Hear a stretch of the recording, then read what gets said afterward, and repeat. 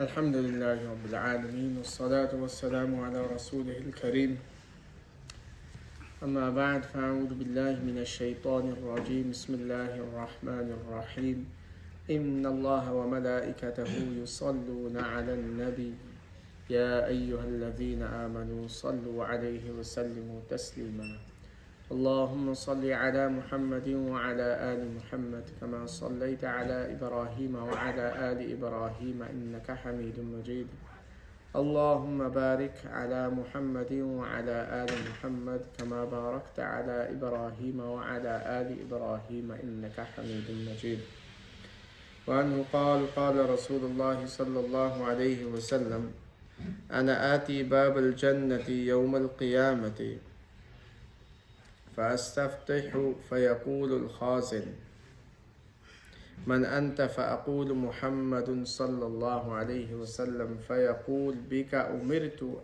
ألا أفتح لأحد قبلك رواه مسلم. Very respected brothers, elders, listeners, the hadith that I have recited before you is come in the chapter of Babu Sayyidul Mursaleen sallallahu alayhi wasallam, the excellent qualities and character of our beloved Prophet sallallahu alayhi wasallam. And we remember him more, we remember him every day, and we try and follow his ways every day and his sunnahs, but especially in this blessed month, the month of Rabiul Awwal, the month in which our beloved Prophet sallallahu alaihi wasallam was born. And Allah subhanahu wa ta'ala had given us this blessing. Countless blessings that Allah has given us, but this blessing unmatched, where Allah had given us Rasulullah sallallahu alaihi wasallam. So from these bounties and blessings that Allah subhanahu wa ta'ala had given him and his excellence, one is, which has been mentioned in this hadith. Narrator of the hadith is Sayyidina Anas radiallahu anh. He narrated Allah's Messenger sallallahu alayhi wasallam said, on the day of resurrection, I shall come to the gate of paradise and seek to get it opened, and the keeper will ask, who are you? I shall say, Muhammad sallallahu alayhi wasallam. He will say, I've been commanded to open it for you, but not for anyone before you. Allah. Sayyidina Anas radiallahu narrated Allah's Messenger sallallahu alayhi wasallam said, I shall be the first to intercede in paradise for my ummah to get them admitted and to get their ranks raised. No prophet has received as much confirmation as I have received. And indeed among the prophets there was a prophet in whom no one of his ummah but one man believed. This ummah will be the largest followers of Rasulullah sallallahu alayhi wasallam. Abu Hurairah radiallahu narrated Allah's Messenger sallallahu alayhi wasallam said, my example when compared to the prophets is like a castle that is constructed beautifully, rearing out of space of one brick. Those who looked and went round it were delighted with its beautiful construction, except for the unfilled space of that brick. I was the one who has filled up that space of the brick. And I was the one who has filled up that space of the brick. With me, the construction of the castle is complete. And with me, the messengers are complete. Ana khatamun nabiyyin. So I am the brick and I am the seal of the prophets. This hadith is telling us the seal of the prophets. When something is sealed, that means it's finished. Rasulullah sallallahu alayhi wasallam was the seal of prophets, which no more prophets will come that can claim prophethood. Allah subhanahu wa ta'ala has mentioned this in the Quran. ما كان محمد أبا أحد من رجالكم ولكن رسول الله وخاتم النبيين. Allah has mentioned that Rasulullah sallallahu alayhi wasallam was the seal of the prophets. If anyone claims to be a prophet, na'udhu billahi min dhalik, after Rasulullah sallallahu alayhi wasallam and says that I am a prophet, then he is a liar, Dajjal.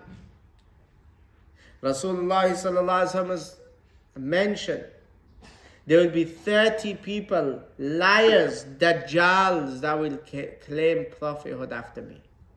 They are liars. Many came before. In fact, it started immediately after Rasulullah sallallahu alaihi wasallam had left this world. Musaylima bint Kadhab, he announced and said that I am a prophet. Na'udhu billahi min dhalik. And then this fitna was finished. He was killed. And people came after and claimed that. And amongst them, from the worst, is Mirza Ahmad Ghulam Qadiani, who claimed that he is a prophet. Na'udhu billahi min dhalik. So many contradicting statements in his books. One, he says such thing, then he says the other. But we have to keep alert and protected from this fitna. If anyone claims prophethood after Rasulullah sallallahu alaihi wasallam was clearly said, "Ana khatamun nabiyyin," that I am the seal of the prophets, then this person is not a Muslim, cannot be classed as a Muslim. And the one that classes him as a Muslim is not a Muslim also. Imam Abu Hanifa rahimahullah was very strict in this matter, and he said, if someone comes to you and says, I'm a prophet, and you ask him, what is your evidence? That's enough for you that you're not a Muslim. Because the Quran has clearly said that Rasulullah sallallahu, Allah has mentioned, Rasulullah sallallahu alayhi wasallam is the seal of prophets. So the matter is very delicate. And if you go out and search and look, even on Google and YouTube, you will find there's many of these Qadianis there. Their literature, their books, their support that they have under the banner of peace throughout the world. And it's come to light, the leader, he could not read one verse of the Quran properly. It could not come on his tongue. He tried and tried, but one ayat of the Quran he could not read properly. So we have to be aware of this fitna. That our iman is safe. The most important thing that we have is our iman. We have to protect our iman. Because all the things around us means to try and destroy this iman. We have to protect it. We have to understand the value of our iman. Sad, we've understood the value of properties and luxury cars. If one had £300,000 car, alhamdulillah, yahdikumullah istihbalakum. If one had a £300,000 car, and he has made no means of protection for this car, and left the door open for people to come and destroy this car, every one of us sitting here would say, this is the most foolish person. Insane. Because we all understand the value of a £300,000 car. But the iman that Allah has given us, the value of that is unmatched.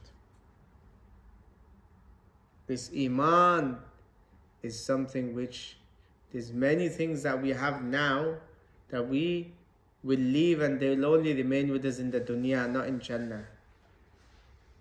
But iman is something May Allah keep us on Iman and we die in the state of Iman. That we have in this dunya, we have in Jannah also. And the nikah, your wife, that you had in this dunya and in Jannah also. So we have to protect this Iman. Strengthening the Iman is when we're in the environment of the masjid, the Iman is more strengthened. When we're in good gatherings. And outside these gatherings, what happens is the Iman is in danger. To protect this Iman, we have to constantly be doing the dhikr of Allah. Shaitan's waiting and trying to attack us here. Any chance that he gets to do waswas, whispers, do this, do this, do this. That's the only power that he has. He can only whisper. He cannot practically force us or make us to do something. And we have to fight this. This is a continuous fight against nafs, against shaitan. Allah has given us a role model, Rasulullah sallallahu alaihi wasallam. We have to follow him. We have to follow his lifestyle, his ways. And not only follow, but understand this is our success. And following any other ways, a person will not be successful. It's failure, total failure. When this fits and repeating this comes in us, then we will make our lifestyle and follow what Rasulullah sallallahu alaihi wasallam had done. So from this hadith is clear, all the prophets, that one brick that was missing, an example that's given is that they complete. Now there's no more prophets to come. The seal of prophets was Rasulullah sallallahu alaihi wasallam is sealed. No one can claim this. People try and claim this. We don't need to ask them anything. They are not Muslim. May Allah subhanahu wa ta'ala keep us firm on our iman. And may Allah subhanahu wa ta'ala give us all death upon that we die in the state of iman. آمين. سبحان ربك رب العزة عما يصفون وسلام على المرسلين والحمد لله رب العالمين.